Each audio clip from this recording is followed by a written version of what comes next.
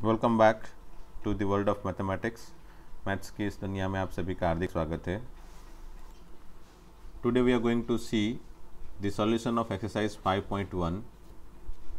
जैसे कि हमने लास्ट 5 to 6 लेक्चर में या फिर 6 से 7 लेक्चर में हमने सभी थियोरेटिकल पोर्शन देखे एंड डिफरेंट तरीके के और टफ तरीके के कॉम्प्लेक्स तरीके के क्वेश्चंस भी सॉल्व किए। Definitely we won't find any kind of difficulty to solve this exercise 5.1। बस ये एक्सरसाइज में जो भी क्वेश्चन दिए हैं उस तरह के क्वेश्चन एग्ज़ाम में बहुत कम पूछे जाते हैं, बट हमको for the sake of completion definitely we need to complete all the question of exercise 5.1, है ना। इस तरह के क्वेश्चन डायरेक्टली तो नहीं आएंगे, बट फिर भी अगर पूछे जाते हैं इस तरह के क्वेश्चन तो कैसे सॉल्व करने हैं वो मैंने यहाँ पे तरीका दिखा दिया है सभी का बराबर। कहीं कहीं पे मैंने एक्सप्लेनेशन जैसी चीज़ें भी दे दी है, तो बस वो एक्सप्लेनेशन जैसी चीज़ें आप पढ़ लेना एंड बेस्ड ऑन दैट आप खुद से समझ लेना कि भाई ये क्यों लिखा है। वैसे ये सभी चीज़ें हमने ऑलरेडी डिस्कस कर ली है आगे के लेक्चर में, ठीक है। तो चलो मैं सभी के सॉल्यूशन तुरंत दिखा देता हूँ। You just need to refer all the solutions. और आपने मेरे ख्याल से सभी क्वेश्चंस कर लिए हैं, आई होप। अगर नहीं किए हैं तो ये इसमें से रेफ़र कर लो, और अगर आपने सभी क्वेश्चन सॉल्व कर लिए है तो फिर इसमें से सिर्फ वेरीफाई कर लो, ठीक है। तो चलो क्वेश्चन नंबर 1 का जो फर्स्ट है उसको मैंने सॉल्व किया है। सेकंड एंड थर्ड को मैंने बता दिया है कि इसी तरीके से आप बता सकते हो, कंटिन्यूटी प्रूव कर सकते हो, और कोई बड़ी चीज़ है नहीं इसमें भी। Question number 2 also can be solve similar to question number 1। कोई पॉइंट पे कैसे डिसकंटिन्यूटी या फिर कंटिन्यूटी चेक की जाती है, तो बस वही LHL RHL चेक करो, वो पॉइंट पे फंक्शनल वैल्यू चेक करो। If all the 3 value are equal then it is continuous at that point, okay. ये क्वेश्चन नंबर 3। तो जैसे कि आप देख सकते हो x-5 is again always polynomial function, it is always continuous function. और इस तरह के क्वेश्चन डायरेक्टली नहीं पूछे जाते हैं, तो we don't need to prove it using that method, है ना। जो हमने एग्जाम्पल में जो मेथड देखी थी कि भाई चलो x=k सोचो, और वो के माइनस पॉइंट पे, के प्लस पॉइंट पे और के पॉइंट पे कंटिन्यूस है कि नहीं वो देखो। इस तरह के क्वेश्चन पूछे नहीं जाते, इसलिए we don't need to refer those method. We just need to keep in our mind that this function is polynomial function and it is always continuous, that's all, है ना। ये भी एक फंक्शन है जो रेशनल फंक्शन है, इसमें denominator जो है वो 0 जहाँ पे होगा वहाँ पे वो डिसकंटिन्यूस हो जाएगा, 1/x-5। ये भी एक रेशनल फंक्शन है जिसमें भी अगेन डिनोमिनेटर जहाँ पे 0 हो वहाँ पे वो डिसकंटिन्यूस होगा, बाकी सभी जगह पे कंटिन्यूस, ठीक है। ये modulus function is again always continuous, hence x belongs to r के लिए फंक्शन कंटिन्यूस है। We don't need to refer any kind of method by assuming x=k and all that, ठीक है। Again this one is again polynomial function, it is always continuous. Although यहाँ पे बताया है कि x=n के लिए कंटिन्यूटी चेक करो है कि नहीं या फिर प्रूव करो, तो x=n के लिए बस x tends to n minus, x tends to n plus and f of n, ये तीनों की वैल्यू डेफिनेटली इक्वली आएंगी ये पर्टिकुलर फंक्शन के लिए, hence it is continuous. By using this particular rule और method we can easily prove this kind of question, ठीक है। कभी कोई पॉइंट पे डिसकंटिन्यूटी प्रूव करनी हो तो डेफिनेटली हम इजीली कर सकते हैं, बट पूरे के पूरे इंटरवल में कंटिन्यूटी या फिर डिसकंटिन्यूटी फाइंड करनी हो तो we always need to check all the 5 point that I have already given to you in our earlier videos. मैंने क्या बताया था कि पूरे इंटरवल में अगर चेक करना हो तो सोचो कि वो फंक्शन कहाँ पे डेफिनेशन चेंज कर रहा है। जैसे कि ये फंक्शन 1 पे डेफिनेशन चेंज कर रहा है ना। फिर कहाँ पे वो फंक्शन में डिनोमिनेटर 0 हो रहा है, वो पर्टिकुलर पॉइंट पे डिसकंटिन्यूटी हो सकती है, या फिर box, signum function and fractional part of x। ये 5 चीज़ें हैं जो आपको हमेशा ही रिफर करके रखनी है माइंड में, ठीक है। Box function, fractional part of function, signum function and जहाँ पे फंक्शन डेफिनेशन चेंज करता है वहाँ पे, और जहाँ पे फंक्शन में डिनोमिनेटर 0 हो जाए वहाँ पे, जैसे फंक्शन ये वाला है और यहाँ पे डिनोमिनेटर 0 हो जाए तो वो वाले पर्टिकुलर पॉइंट पे भी डिसकंटिन्यूटी हो सकती है। तो उस तरह के पॉइंट लेके हमको continuity using this method LHL RHL और ये फंक्शनल वैल्यू, वो तीनों को चेक करके आप फाइंड कर सकते हो, है ना। बाकी सभी जगह पे फंक्शन हमेशा ही कंटिन्यूस होगा, ठीक है। जैसे कि यहाँ पे x<=1 के लिए हमेशा ही x है, तो ये तो हमेशा ही कंटिन्यूस हो गया, एंड 1 से बड़ी वैल्यू के लिए भी हमेशा ही कंटिन्यूस हो गया। तो डेफिनेटली डायरेक्टली हम सोच सकते हैं कि भाई x=0 के लिए तो ये कंटिन्यूस ही होगा ना, क्योंकि x=0 मतलब कहाँ पे आएगा, 1 से छोटी वाली पॉसिबिलिटी के अंदर ही आएगा ना, तो वहाँ पे x फंक्शन है and it is always continuous. But although अगर कोई पॉइंट पे कंटिन्यूटी चेक करनी हो या फिर प्रूव करनी हो तो हम ये मेथड यूज़ कर सकते हैं, LHL बनाओ, RHL बनाओ। LHL में भी वही फंक्शन x होगा, RHL में भी वही फंक्शन x होगा, है ना। <1 मतलब 1 से छोटी वाली वैल्यू, और वहाँ पे 0 भी आ जाएगा, तो 0 के पॉजिटिव में एंड 0 के नेगेटिव में दोनों जगह पे x ही होगा। So we don't need to fear about worry about the functional value, कहाँ पे कौन सी वैल्यू ले, LHL RHL में सभी जगह x ही आएगा। And at that point also we get f(0) भी ऑल्सो वहाँ पे 0 ही आएगा, वहीं पे रखना है। सो तीनों की तीनों हमेशा ही सिमिलर होंगी, इसलिए कंटिन्यूस। 1 पे डेफिनेशन चेंज हो रही है, तो LHL में लेफ्ट हैंड लिमिट में x होगा एंड राइट हैंड लिमिट में 5 होगा। एंड फंक्शनल वैल्यू तो ये इक्वल टू 1 वाली पोजीशन यहाँ पे है, इसलिए वहाँ पे भी x। So f(1) equal to 1 like this. यहाँ पे LHL RHL इक्वल नहीं है, इसलिए discontinuous. And x equal to 2 के लिए भी सिमिलरली, यहाँ पे x इक्वल टू 2 के लिए भी 1 से बड़ी वाली कंडीशन। सो LHL RHL सभी जगह पे 5 ही आएगा, ठीक है। You can see, you can verify. Now find all point of discontinuity for this function. Question number 6 से आगे सभी 5-6 क्वेश्चन तक सभी डिसकंटिन्यूटी वाले क्वेश्चन है, और उसमें डिसकंटिन्यूटी कहाँ पे है वो फाइंड करनी है। तो अगेन सभी क्वेश्चन इस तरह के हैं जहाँ पे डेफिनेशन चेंज हो रही है, एंड डेफिनेशन जहाँ पे चेंज होती है उसके सिवा जो भी पॉइंट है वहाँ पे सभी फंक्शन कंटिन्यूस ही है, क्योंकि सभी फंक्शन सिंपल पॉलिनोमियल फंक्शन वाले फंक्शन ही है, इसलिए। सो आप देख सकते हो मैंने यहाँ पे कम्प्लीटली लिखा है, although we don't need to write all the things in our exam also. अगर ये क्वेश्चन पूछा जाता है तो हमको ये सब कुछ लिखने की ज़रूरत नहीं है, we just need to go from this point, है ना, कि भाई कंटिन्यूटी x इक्वल टू 2 पे डिसकंटिन्यूटी हो सकती है, हैंस LHL RHL चेक करो x इक्वल टू 2 पे, एंड अगर वो सिमिलर नहीं आ रहा है तो डिसकंटिन्यूस है, वो डायरेक्टली लिख दो, है ना। बट ये तो मैंने आपको समझाने के लिए सब कुछ लिखा है कि भाई x<2 से छोटी वाली वैल्यू के लिए ये फंक्शन है और वो पॉलिनोमियल फंक्शन है, इसलिए वो कंटिन्यूस है। मतलब 2 से छोटी वाली सभी वैल्यू के लिए ये फंक्शन कंटिन्यूस, 2 से बड़ी वाली सभी वैल्यू के लिए भी ये फंक्शन कंटिन्यूस। सिर्फ 2 पॉइंट पे दिक्कत हो सकती है, इसलिए मैंने x इक्वल टू 2 पे चेक किया।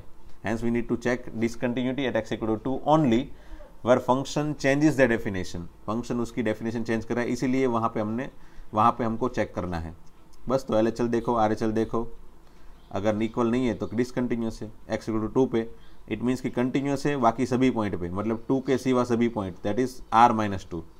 सो continuous at r-2 and discontinuous at x equal to 2 only, ठीक है। Again this question number 7, modulus of x को पहले रिमूव करने के लिए चेक करो। ये वाली कंडीशन के लिए मॉड्यूलस x क्या बनेगा, +x बनेगा या फिर -x बनेगा।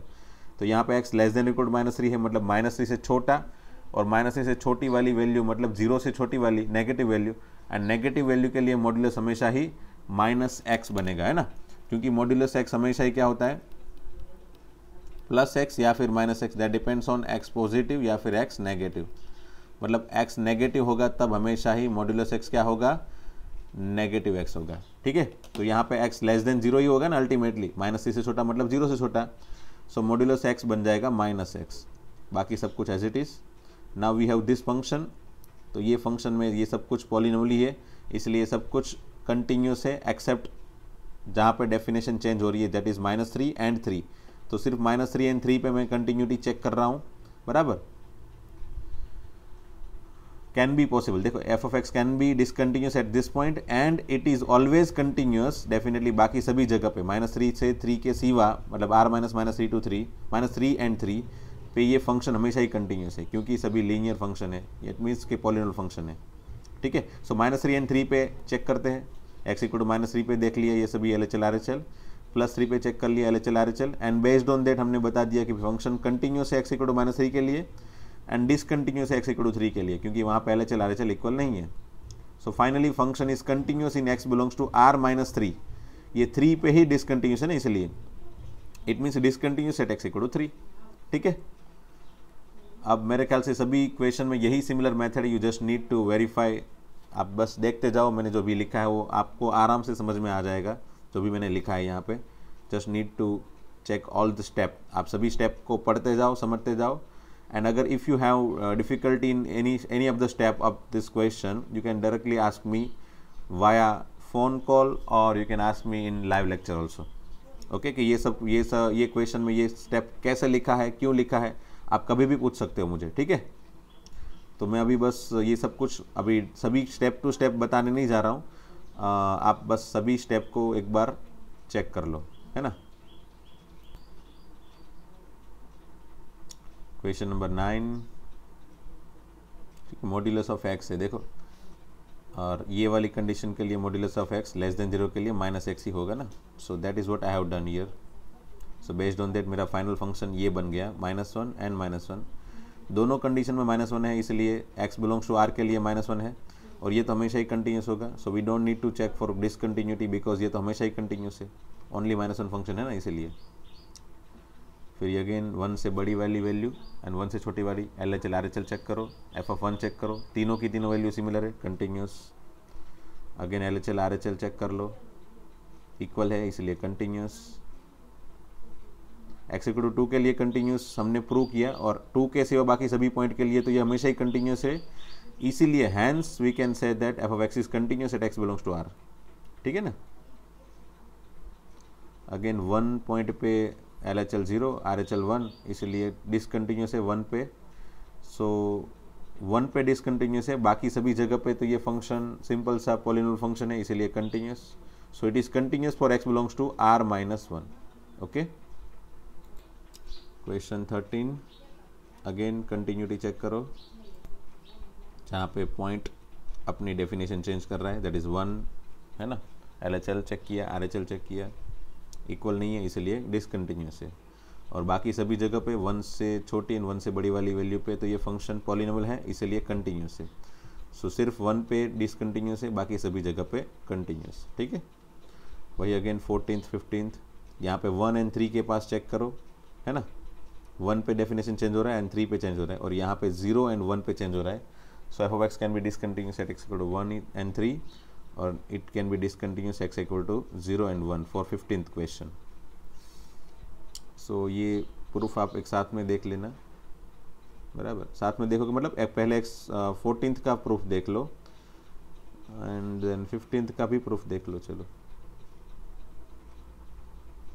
everything whatever I have written, based on that you can easily understand each and every concept of question. Question 16 भी अगेन सिमिलर है, आगे सभी क्वेश्चन के जैसा ही है, तो मैंने बस इसको तो आपको बता दिया है कि चलो इसको आप खुद से सॉल्व करना, -1 एंड 1 पॉइंट पे चेक करना, बाकी सभी जगह पे तो ये फंक्शन हमेशा ही कंटिन्यूस रहेगा, ठीक है। अगेन ये भी हमेशा कंटिन्यूस, मतलब x = 3 के लिए कंटिन्यूस है, सो x = 3 पे LHL RHL एंड f(3) ये तीनों इक्वल होगा, and based on that you just need to put the value. 3 minus पे फंक्शन कौन सा रहेगा, ax + 1, 3 प्लस पे bx + 3, एंड 3 f(3) की वैल्यू कौन सी आएगी, ये वाली, x = 3 इसमें होल्ड करेगा ना, इसलिए तो a × 3 + 1। बस इक्वलाइज कर लो, and based on that you can find one relation between a and b, that is what question 17 need. In question 18 also you can verify the solution, check कर लो, बस वैसी तरीके से है, क्वेश्चन 17 जैसा ही है। बस यहाँ पे क्या है कि यहाँ पे x = 0 के पास कंटिन्यूस ऐसा दिया है, तो x = 0 पे कंटिन्यूटी लेके मैंने ये सब LHL RHL and f(0) equal करके चालू किया, तो बाई चांस मुझे 0 = 1 मिल गया, and it is always not possible, है ना। It is always not possible means what, कि लैम्बडा ऐसा कोई पॉसिबल होगा ही नहीं जिसके लिए फंक्शन कंटिन्यूस होगा, है ना। तो मैंने लिख दिया, देखो, there is no such lambda possible for which f(x) is continuous at x = 0। So lambda की कोई वैल्यू पॉसिबल नहीं है जहाँ पे ये फंक्शन कंटिन्यूस होगा, ठीक है। Lambda = 5 ultimately, empty set. And x = 1 के लिए देखो, तो x = 1 के लिए कंटिन्यूस है, तो लैम्बडा फाइंड करो, तो x = 1 के लिए तो ठीक है, ये कंटिन्यूस ही होगा, क्योंकि x > 0 में x = 1 आ जाएगा, तो x = 1 पॉजिटिव, 1 नेगेटिव, 1 ये सभी पॉइंट के लिए यही फंक्शन है, एंड वो तो हमेशा ही कंटिन्यूस है, तो उसको लैम्बडा से कोई रिलेशन, उसका लैम्बडा से कोई रिलेशन नहीं है। लैम्बडा कुछ भी ले लो, you can take any value of lambda for which this function is continuous. So f(x) is always continuous for x = 1 for any value of lambda, है ना। It is always continuous everywhere, it is continuous everywhere for lambda belongs to r, that's all, simple सा ही लिखना है, और कुछ ज़्यादा लिखने की ज़रूरत है ही नहीं, क्योंकि ये हमेशा ही कंटिन्यूस होगा, और इसको कंटिन्यूस प्रूव करने के लिए लैम्बडा की कोई वहाँ पे जरूरत है ही नहीं, लैम्बडा कुछ भी ले लो, it is always continuous, that's all, है ना।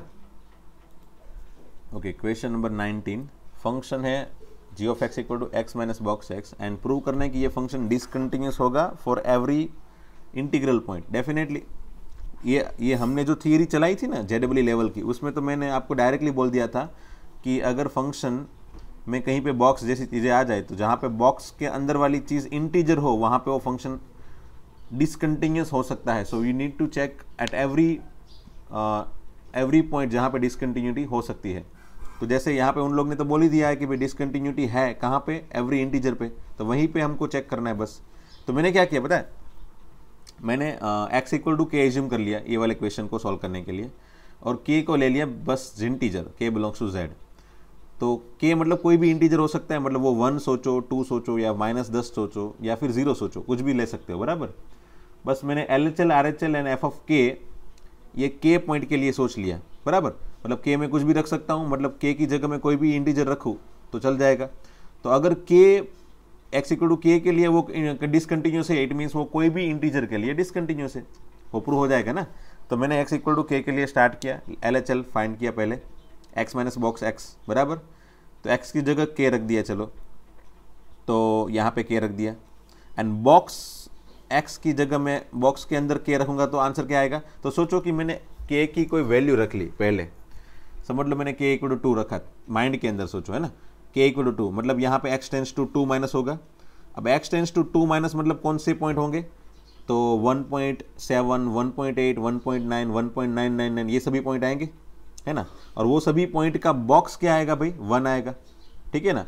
मतलब अगर मैं x tends to k minus रखूँगा तो उसका आंसर क्या बनेगा भाई, तो डेफिनेटली k माइनस 1। क्यों, क्योंकि समझ लो मैंने यहाँ पे 2 रखा है, and x tends to 2 minus का आंसर क्या मिला मुझे, 1, है ना। x टेंस टू 2 माइनस का आंसर मुझे क्या मिला, 1। कैसे, वंस अगेन 2 माइनस रखने पे मैं पॉइंट कौन से लूंगा भाई, 1.7, 1.8, 1.9, 1.99, 2 की तरफ नेगेटिव डायरेक्शन से जाऊंगा ना मैं, तो 1.7, 1.8, 1.9, 1.99 का बॉक्स क्या आएगा भाई, वही 1। तो मैंने x इक्वल टू यहाँ पे 2 रखा तो उसका बॉक्स 1 मिला, अल्टीमेटली x यहाँ पे k रखूंगा तो उसका बॉक्स मुझे मिलेगा k माइनस 1, एक कम आएगा, ठीक है। आप कोई भी वैल्यू रख सकते हो, कोई भी इंटीजर रख सकते हो, and based on that you can think of the answer of this box, ठीक है। तो ये बॉक्स x का आंसर मिला मुझे k माइनस 1, है ना। 2 पे 1 मिला, 3 पे मुझे मिलेगा 2, 4 रखूंगा तो 4 माइनस का बॉक्स का आंसर आएगा 3, 5 माइनस रखूंगा यहाँ पे तो उस बॉक्स का 5 का बॉक्स मिलेगा मुझे 4, अल्टीमेटली k माइनस का बॉक्स का आंसर मुझे मिलेगा k माइनस 1, k कैंसिल करो, आंसर आ जाएगा +1। सिमिलरली RHL चेक करो, तो k प्लस पॉइंट के लिए x माइनस बॉक्स x का आंसर क्या आएगा, तो x को तो डायरेक्टली रख दो k, फिर बॉक्स k का आंसर क्या आएगा, तो अगेन सोचो, समझ लो मैंने 2 रखा, तो 2 प्लस के लिए तो 2.2, 2.1, 2.01, बराबर, उसके बॉक्स का आंसर क्या आएगा 2, तो 2 रखने पे 2 मिला। 3 प्लस का आंसर भी मुझे 3 मिलेगा, है ना। 3 प्लस का मतलब 3.2, 3.1, 3.01, उसका भी आंसर क्या मिलेगा मुझे, सभी के बॉक्स का आंसर मुझे 3 मिलेगा। सो डेफिनेटली 3 रखने पे 3 मिला, 4 रखने पे 4 मिलता है, -1 रखने पे -1 मिलेगा, सो अल्टीमेटली k रखने पे k मिलेगा, तो बॉक्स x की वैल्यू मिल गई मुझे k। So finally k minus k is 0, hence I can say that LHL RHL दोनों इक्वल नहीं है, एंड f ऑफ k की वैल्यू क्या आएगी, तो अगर k इंटीजर है तो डेफिनेटली x तो वही x तो k ही रख दूंगा, और बॉक्स k क्या हो जाएगा, अगर k इंटीजर है तो बॉक्स k की वैल्यू क्या आ जाएगी भाई, वही खुद, है ना। अगर x इक्वल टू 1 रख लूँ तो बॉक्स 1 क्या आ जाएगा 1, x इक्वल टू 2 रख लूँ तो बॉक्स 2 हो जाएगा, x इक्वल टू 1000 रखूंगा तो बॉक्स 1000 की वैल्यू क्या आ जाएगी 1000, है ना। इंटीजर आंसर ही आएगा ना हमेशा ही, तो k रखने पे भी बॉक्स का आंसर k ही आएगा, k इंटीजर है इसीलिए, सो k माइनस k इज 0। सो यहाँ पे मुझे LHL एंड RHL अलग आ रहा है, LHL एंड RHL में LHL अगर 0 आ जाता तो ये तीनों इक्वल आ जाता, but LHL and RHL both are not equal, hence f of x is not continuous या फिर discontinuous at x equal to k, discontinuous है, DC मतलब discontinuous at x equal to k where k belongs to z, खत्म। तो ये question एक छोटा सा है जो आपको कंप्लीटली इसी तरीके से सॉल्व करना है। बाकी सभी क्वेश्चन में आप ऊपर नीचे कोई भी स्टेप में थोड़े बहुत चेंजेस कर सकते हो प्रूव करने में, बस आपके कंसेप्ट क्लियर होने चाहिए। बट ये क्वेश्चन में आप बस ध्यान रखना कि कैसे क्वेश्चन को प्रूव करना है, ठीक है, वरना फिर आप कंफ्यूज हो जाओगे। और अगर इस तरह का क्वेश्चन आपको एग्जाम में मिल गया तो डेफिनेटली आपको प्रूव करने में दिक्कत हो जाएगी। अगर यहाँ पे एग्जैक्ट वर्ड नहीं लिखा या फिर एग्जैक्ट आंसर नहीं लिखा और आपने खुद से कुछ पार्टियाँ बैठा के प्रूव कर लिया तो नहीं चलेगा। आपको कंसेप्ट वाइज मैथमेटिक के कभी एवरी कंसेप्ट को यूज़ करके ही लिखना है, कहीं पे कंसेप्ट वायलेट ना हो ऐसे आपको आंसर बना के लिखना है, पार्टियाँ नहीं बिठाना है ना, ठीक है। फिर क्वेश्चन नंबर 20, वैसे ये नोट के जैसा है, ये वाली चीज़ आपको एग्जाम में तो नहीं लिखनी है, बट यहाँ पे दिखा दूँ कि x² sin x एंड 5 ये तीनों फंक्शन डेफिनेटली हमेशा ही कंटिन्यूस होगा, है ना। कि x² मतलब कोई भी पॉलिनोमियल फंक्शन, sin x मतलब हमेशा ही ट्रिग्नोमेट्रिक फंक्शन, एंड ये कांस्टेंट फंक्शन, ये तीनों हमेशा ही कंटिन्यूस होते हैं। इसीलिए ये फंक्शन का अलजेब्रा मतलब प्लस माइनस हमेशा ही कंटिन्यूस आएगा। तो x = पाई के लिए डेफिनेटली ये फंक्शन कंटिन्यूस होगा। तो अगर पूछा है कि ये फंक्शन कंटिन्यूस है या नहीं, है ना, तो हमेशा ही कंटिन्यूस है, इसलिए कंटिन्यूस है x = पाई के लिए। बट हमको तो प्रूव करना है ना, तो बस कर लो, पाई माइनस के लिए चेक करो वैल्यू, पाई प्लस के लिए चेक करो, एंड पाई के लिए चेक करो, तीनों की वैल्यू इक्वल आ गई, इसलिए कंटिन्यूस है। But we need to know every concept from ZW base, है ना। वहाँ से हमको अगर कंसेप्ट पता है तो आप तुरंत आंसर बना सकते हो। We don't need to worry about LHL RHL में कहाँ पे कौन सी वैल्यू रखे, वो सब चीज़ों की टेंशन लेने की ज़रूरत नहीं पड़ती, है ना, अगर हमको वो कंसेप्ट याद है तो। फिर क्वेश्चन 21 अगेन वही, sin x and cos x both are continuous, दोनों को अलग अलग फंक्शन लेके रखा है। तो sin x and cos x both are continuous at x belongs to R, hence उसका अलजेब्रा मतलब addition sin x plus cos x is also continuous at x belongs to R, that's all, खत्म, है ना। And B and C में भी again similar इसी के जैसा करना है, जैसे यहाँ पे एडिशन था वहाँ पे सब्ट्रैक्शन है, फिर मल्टीप्लिकेशन है, तीनों में वही रूल लगा दो, है ना। यहाँ पे प्लस की जगह माइनस या फिर मल्टीप्लिकेशन, अलजेब्रा में तो वही रूल्स है।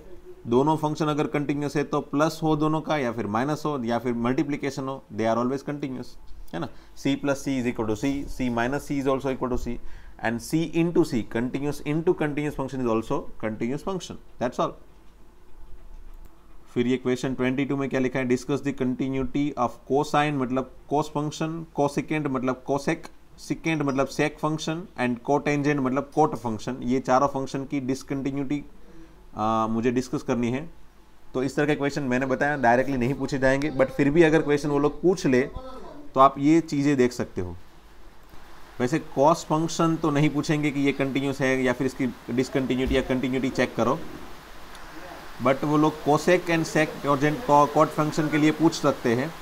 तो कोसेक में बस cosec = 1/sin low, and 1/sin कहाँ पे डिसकंटिन्यूस हो सकता है, जहाँ पे sin x नीचे वाला 0 हो जाए। तो sin x 0 कहाँ पे होगा, x = k के लिए। सो व्हाट आई कैन से, x = k के लिए ये फंक्शन डिसकंटिन्यूस है, मतलब कंटिन्यूस कहाँ पे हुआ। So cosec function is continuous at x belongs to R - k, ठीक है। फिर सिमिलरली सेक एंड कोट के लिए भी वही चीज़ें आपको डिस्कस करनी है, वही चीज़ें मैंने यहाँ पे लिख दी है, ओके।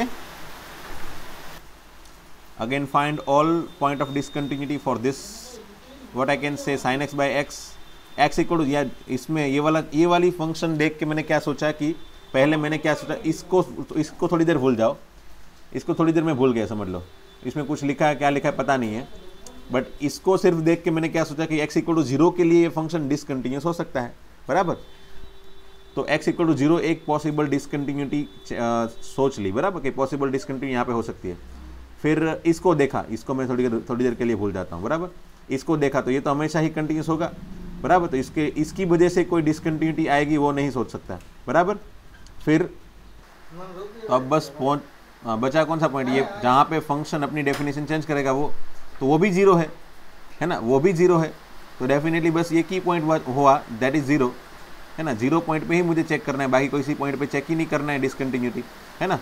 जहाँ पे फंक्शन डेफिनेशन चेंज करता है वहाँ पे हम चेक करते हैं डिसकंटिन्यूटी, एंड जहाँ पे function box signum function fractional part बनाता है वहाँ पे वो इंटीजर हो जाए वहाँ पे डिसकंटिन्यूटी चेक करते हैं, एंड जहाँ पे फंक्शन डिनोमिनेटर में 0 हो जाए, जहाँ पे फंक्शन का डिनोमिनेटर 0 हो जाए वहाँ पे हम डिसकंटिन्यूटी चेक करते हैं।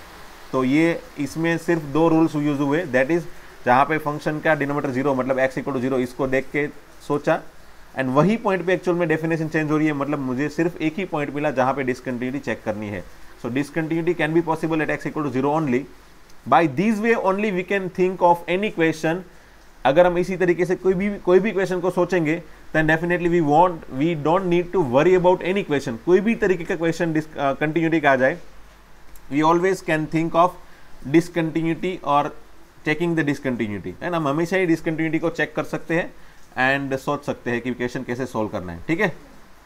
तो बस x = 0 पे चेक करो LHL RHL, तो ये सिमिलर आया सभी जगह पे, सो कंटिन्यूस, खत्म, बराबर। अब ये क्वेश्चन में x = 0 अगर नहीं है तो ये फंक्शन, मतलब 0 पॉजिटिव एंड 0 नेगेटिव दोनों जगह पे यही फंक्शन है एंड 0 पे ये फंक्शन है, ठीक है। तो LHL RHL दोनों की वैल्यू सिमिलर ही आएगी क्योंकि 0 पॉजिटिव एंड 0 नेगेटिव, 0 से बड़ा एंड 0 से छोटा सभी जगह पे यही फंक्शन है। So LHL RHL both are this function, limit extends to 0 x² sin 1 x and f of 0 मतलब 0। तो इसकी वैल्यू कैसे बनाए, चलो। तो इसकी वैल्यू बनाने के लिए अगर आपको याद हो तो 11th में sin 1/x के बाजू में कुछ भी आ जाए, हमेशा ही उसको हम फाइंड करने के लिए सैंडविच थ्योरम ही यूज करते हैं, ठीक है। तो sin 1/x की वैल्यू है -1 से 1, वो आपको पता है साइन की वैल्यू -1 से 1 के बीच में होती है। उसमें x² मल्टीप्लाई कर लो तीनों की साइड, बराबर। फिर लिमिट दे दो, वही लिमिट x से 0 चेक करना है तो लिमिट x से 0 दे दो तीनों में। तो लिमिट देने पे ये फंक्शन में इस तरफ 0 बन जा रहा है और इस तरफ भी 0 बन जाता है, इसलिए इसकी वैल्यू 0 से बड़ी एंड 0 से छोटी, मतलब वो तो बीच में दब गया ना भाई, 0 से बड़ा 0 से छोटा मतलब क्या होता है, सैंडविच हो गया, 0 ही होगा। सो इसीलिए ये फंक्शन, ये लिमिट की वैल्यू हो गई 0, ठीक है। ये लिमिट की वैल्यू 0 मतलब LHL RHL की वैल्यू हो गई 0। LHL RHL 0 है एंड f of 0 भी 0 है, इसीलिए तीनों की तीनों चीज 0 है, hence function is continuous at x = 0, बराबर। एंड बाकी किसी भी जगह पे ये फंक्शन तो डिसकंटिन्यूअस होगा ही नहीं, है ना। x = 0 के सिवा बाकी सभी पॉइंट पे तो ये दोनों फंक्शन कंटिन्यूअस है, इसलिए मल्टीप्लिकेशन भी कंटिन्यूअस है, हेंस x = 0 के लिए भी कंटिन्यूअस है एंड बाकी सभी पॉइंट के लिए भी कंटिन्यूअस है, इसलिए this function is continuous for x belongs to R also, है ना। ये फंक्शन कंटिन्यूअस एट x = 0 तो प्रूव कर लिया हमने, and it is also continuous for x belongs to R also. Okay, question number 25 में discontinuity can be possible at x = 0 only, why, क्योंकि 0 के सिवा बाकी सभी पॉइंट पे तो ये फंक्शन में कहीं पे डिसकंटिन्यूटी जनरेट हो ऐसी कोई पॉसिबिलिटी दी है नहीं। सो 0 के लिए चेक कर लिया, LHL RHL both are similar, why, because again 0 positive 0 negative पे सिमिलर फंक्शन है, इसलिए LHL RHL भी एक ही तरीके से फाइंड करेंगे, तो उसको इक्वल रख के ही चेक कर लो, ठीक है। एंड f of 0 ये तीनों की वैल्यू अगेन सिमिलर है, इसीलिए फंक्शन कंटिन्यूअस है, ओके। अब क्वेश्चन 26 से 29 सभी क्वेश्चन में आपको k फाइंड करना है, अगर वो फंक्शन इंडिकेटेड पॉइंट पे कंटिन्यूअस है तो, मतलब ये पॉइंट इंडिकेटेड पॉइंट, क्वेश्चन 26 में ये पॉइंट होगा इंडिकेटेड पॉइंट। तो x = π/2 के लिए कंटिन्यूअस है तो LHL RHL f of π/2 equal, ये इस तरह का क्वेश्चन भी हमने ऑलरेडी सॉल्व कर लिया है। k × cos x by pi - 2x, value directly रखोगे तो 0/0 मिल जाएगा, so you can not put direct value, you can not directly solve this limit without putting value, you need to solve this question। तो बस value direct मत put करो, यहाँ पे 0/0 है इसीलिए, है ना। तो पहले क्या करो, कोई भी तरीका यूज करो जिससे ये फंक्शन में कुछ ना कुछ फॉर्मूला बन जाए। तो मैंने cos को बना दिया sin π/2 - x, और नीचे मैंने 2 अगर कॉमन निकाल लिया तो वहाँ पे भी π/2 - x मिल गया। अब मैं लिमिट दूंगा तो x टेंड्स टू π/2 करने पे sin π/2 - π/2 दैट इज 0। तो sin 0/0 का फॉर्मेट है ना, ये भी 0 है और ये भी 0 है, तो sin 0/0 का फॉर्मेट जब भी आता है तब उसको हम हमेशा ही 1 की डायरेक्शन में लेके जाते हैं, है ना। तो ये 1 हो गया, सो बन गया k/2 × 1 that is k/2 = 3, so k = 6, है ना। सिमिलरली क्वेश्चन 27 में x = 2 पे LHL RHL चेक करो, और इसमें तो मेरे ख्याल से लिमिट के कोई रूल्स यूज़ करने की ज़रूरत नहीं है, आपको डायरेक्टली वैल्यू पुट करने पे भी आंसर मिल जाएगा, क्योंकि 0/0 का फॉर्मेट नहीं है इसीलिए हम वैल्यू पुट करेंगे एंड डायरेक्टली इसको सॉल्व करने पे k की वैल्यू मिल जाएगी 3/4, ठीक है। सिमिलरली ये भी आप डायरेक्टली देख के सॉल्व कर सकते हो, मैंने तरीका दिखा दिया है, just need to check your answer और see the solution if you do not know how to solve it. Again ये भी easy है, you can just see the solution.